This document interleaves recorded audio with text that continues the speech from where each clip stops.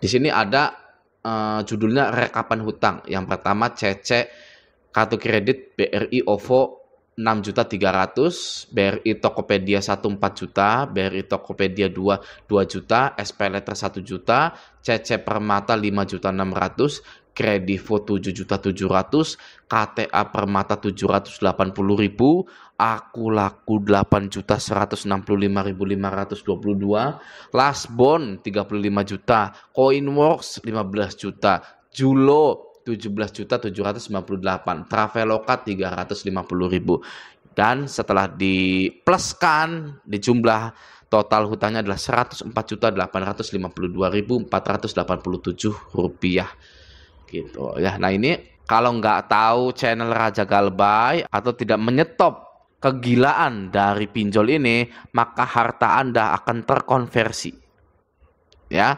Bagaimana caranya mendapatkan 104.800.000 ini? Ya, kalau bukan menjual sesuatu yang sudah kita punya, ya, bahkan menjual harta yang bukan milik Anda, ya, punya orang tua Anda, punya adik Anda, punya saudara Anda, dan maksa, gitu. Aduh, gak enak banget kelihatannya ya, Anda itu maksa-maksa, marah-marah, suruh jual harta orang tua Anda, harta saudara Anda hanya untuk mempertahankan bullshit, ya, omong kosong seperti ini. Ya, ini 104.800.000 kosong, omong kosong. Apakah Anda seperti itu? Ya, jangan. Oke, hentikan sekarang juga. Galbaikan semuanya. Ya. Nah, mari kita lihat captionnya. Oke. Galbay dari Mei 2023. Oh, jadi dia sudah galbay semua gitu. Oke. CCBRI Tokped punya 2 atas nama saya sendiri, soalnya ngajuin 2 kali dengan nomor beda. Tapi KTP sama dan di ACC dua-duanya. Ngajuin awal pas baru launching Tokopedia BRI Mei 2022. Terus ngajuin kedua pas 25 Desember 2022. Jadi dia sudah galbay lah intinya gitu ya. Dia sudah galbay 104.852.000 ini. Nah, pastinya ketika Anda galbay seperti ini itu penagihannya juga sedikit akan terasa keras ya bagi para pemula gitu ya. Bagi para pemula itu waduh gimana nih, ini gede banget kayaknya gitu kan. Nah, maka dari itu di sini saya ingin memberikan beberapa ilmu-ilmu untuk Anda. Oke, semoga bisa berguna dan bisa menenangkan hati Anda gitu ya. Bagi Anda yang baru galbay ini ya, lihat ya, ada orang yang galbay 104 juta. Ya, Anda galbaynya berapa? 2 juta di Kredivo sudah, Aku Laku 10 juta, 20 juta ya. Ini ada yang galbay 104 juta. Oke? Nah, langsung saja kita bahas ilmu-ilmu tersebut. Nah, yang pertama, DC ini akan menggunakan segala cara untuk menagih Anda. Ya, pastinya itu ya. Biasanya yang dilakukan oleh DC adalah menuduh Anda melarikan uang gitu ya. Nah, di sini nomor 1, Anda melarikan uang perusahaan. Anda menipu perusahaan kami. Akan kami jatuhkan pasal 378. Seperti itu ya, pastinya. Nah, jika Anda ditagih seperti itu, Anda wajib memiliki mindset seperti ini. Uang pinjol adalah uang pinjaman, bukan uang titipan dari perusahaan pinjol tersebut. Jika Anda dipinjamkan oleh bank, leasing, dan koperasi, itu Anda kembalikan dengan bunga, dengan dendanya juga. Ya. Namun, jika Anda tidak bayar, maka namanya gagal bayar, bukan melarikan dana perusahaan. Ya, namanya gagal bayar. Orang yang nggak bisa bayar hutang itu adalah gagal bayar. Ya, tapi kalau orang yang melarikan diri itu adalah orang yang dititipkan tanpa bunga, tanpa denda, tanpa pengajuan, tanpa melihat slik OJK. Biasanya menggunakan rasa saling percaya saja, lalu Anda kabur. Nah, itu melarikan uang perusahaan. Ya, kalau ini enggak. Bahkan Anda ini ya akan di blacklist, di slik OJK agar tidak bisa hutang-hutang lagi. Nah, Anda di blacklist di slik OJK agar tidak bisa hutang-hutang lagi karena Anda tidak mau jadi budaknya riba lagi. Dan bank atau leasing gak suka jika ada orang yang seperti itu.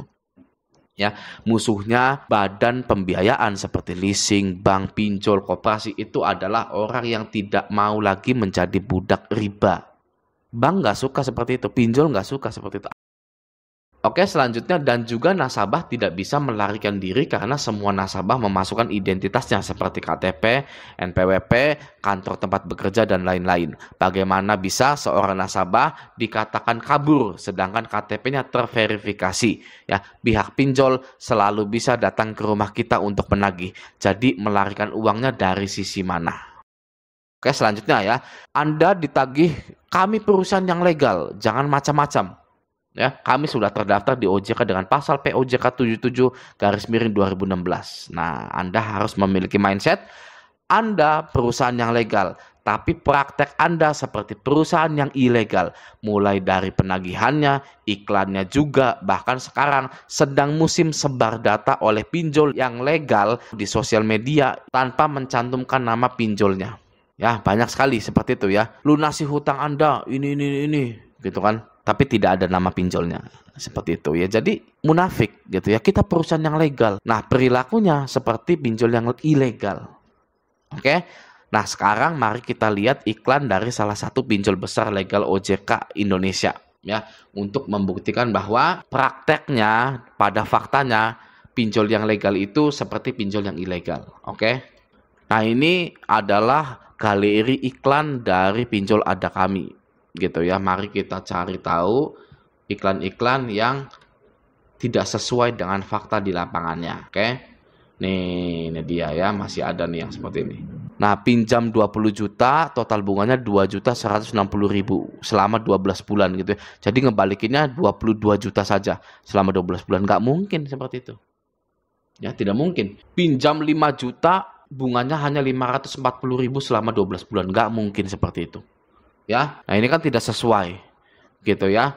Lalu setelah Ada Kami, bukan hanya Ada Kami saja, banyak ya yang seperti itu. Aku Laku juga, sekelasnya Aku Laku seperti itu. Nah ini ya, pinjaman 1 juta ya, tenornya 18.000, bunganya ini 55.000 saja ya, jadi hanya balikin 1.055.000, kan nggak mungkin seperti itu ya. Masih banyak sekali iklan-iklan yang tidak sesuai. Nah, jadi walaupun perusahaannya ini legal, ya pinjol-pinjol yang legal itu, tapi fakta di lapangan perilakunya ini seperti pinjol yang ilegal. Oke, selanjutnya Anda ditagih seperti ini. Kami tidak memaksa Anda untuk meminjam di sini. Segera kembalikan uang kami. Ya. Nah, Anda bilang atau Anda harus mempunyai mindset, saya juga tidak memaksa untuk dipinjamkan uang oleh pinjol Anda. Ya, saya hanya mengajukan, tidak memaksa ya untuk dicairkan. Saya tidak memaksa menelpon, tidak memaksa SMS, WA, atau saya itu tidak datang ke kantor Anda memaksa, meminta untuk dicairkan. Ya, tidak kan? Kita nggak memaksa juga. Hei, cairkan saya sekarang, gitu kan? Nah, ibaratnya saya mengajukan pinjaman dan terserah Anda mau cairkan atau tidak. Oke, kalau tidak dicairkan pun ya nggak apa-apa. Oke, jangan membolak-balikan fakta di sini. Andalah yang memaksa semua orang agar pinjam di pinjol Anda dengan cara iklan yang menipu, spam iklan, dan WhatsApp dan SMS. Terkadang pinjol itu sangat senang sekali membolak-balikan fakta. Ya, oke, selanjutnya nomor 4, kami akan berkunjung ke rumah Anda. Ya, nah, Anda balas, kalau saya tidak mau, Anda mau apa? Gitu ya, saya punya pasalnya, akan saya tunjukkan. Nah, ini dia ya, dari kompas.com. Oke, memaksa masuk ke dalam rumah atau pekarangan orang lain bisa dipidana hingga 2 tahun atau pidana denda mencapai 50 juta. Oke, pasalnya adalah pasal 257 ayat 1 mengatakan setiap orang yang secara melawan hukum memaksa masuk ke dalam rumah, ruangan tertutup, atau pekarangan tertutup yang dipergunakan oleh orang lain atau sudah berada di dalamnya secara melawan hukum, tidak segera pergi meninggalkan tempat tersebut atas permintaan orang yang berhak atau suruhannya, dipidana dengan pidana penjara paling lama 1 tahun atau pidana denda paling banyak kategori 2, 10 juta. Nah, ya, jadi kalau Anda tidak mau bertemu dengan DC lapangan itu sangat boleh sekali dan dilindungi pasal 257 ayat 1. Ya, udah DC mah di depan pagar aja. Ya, nggak usah dikasih masuk, nggak usah dikasih teh, ya nggak usah dikasih biskuit Roma, gitu kan, ngapain? Udah di pagar aja atau nggak usah ditemui. Misalkan Anda kerja, hanya ada orang tua Anda di rumah, Anda kasih tahu pasal 25 ayat 1 ini, ya nggak boleh menerima debt collector. Karena kita pun tidak mau didatangi oleh debt collector. Gitu. Oke, jelas ya. Nah, yang nomor 5, silahkan diskusi di komentar atau di grup Telegram dan di grup Facebook. Nanti akan saya jawab. Oke ya. Nah, semoga video ini bermanfaat. Sampai jumpa di video selanjutnya.